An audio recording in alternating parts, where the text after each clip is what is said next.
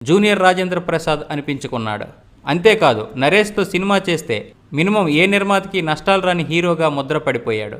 పెళ్ళయింది కాని సినిమాలో మైండ్ మెచ్యూరిటీ లేని క్యారెక్టర్ చేసి నటుడిగా మంచి పేరు సంపాదించుకున్నాడు. క్రిష్ నేను సినిమా చూసే గాలిసీని పాత్ర ఇచ్చాడు. ఈ సినిమాలో తన నటనకు గాను ఫిల్మ్ఫేర్ అవార్డు కూడా వచ్చింది. ఈవీవి గారు ఆ నటన చూసి నీలో ఇంత టాలెంట్ ఉందని నేను అస్సలు అనుకోలేదురా అన్నారట. ఇంకో విచిత్రం ఏమిటంటే అందులో గాలిసీని చనిపోయే సీను నరేష్ పుట్టినరోజైన జూన్ 30వ తారీఖున షూట్ చేశారు. ఆ రోజు నరేష్కి ఏదోలా అనిపించి వాళ్ళ నాన్నగారికి చెప్పాడు. ఆయన అదంతా విని అందులో నటించింది ఈదర్ నరేష్ కాదురా, గాలి సీను చనిపోయినట్టు. సీన్ అయిపోయిన తర్వాత కెమెరా చూసి నవ్వేసి కొబ్బరికాయతో దిష్టి తీస్తే సరిపోతుందని ధైర్యం చెప్పారు ఈవీవి గారు. అదే సంవత్సరం Bommana brothers, Chandana sisters, Siddhu from Srikakulam, blade Babji, దొంగల బండి మొత్తం 2008లో 8 సినిమాలు చేసి ఆ సంవత్సరం అల్లరి నరేష్ సంవత్సరం అనిపించుకున్నాడు. ఫిట్టింగ్ మాస్టర్, బెండు అప్పారావు, ఆర్ఎంపీ, శంభు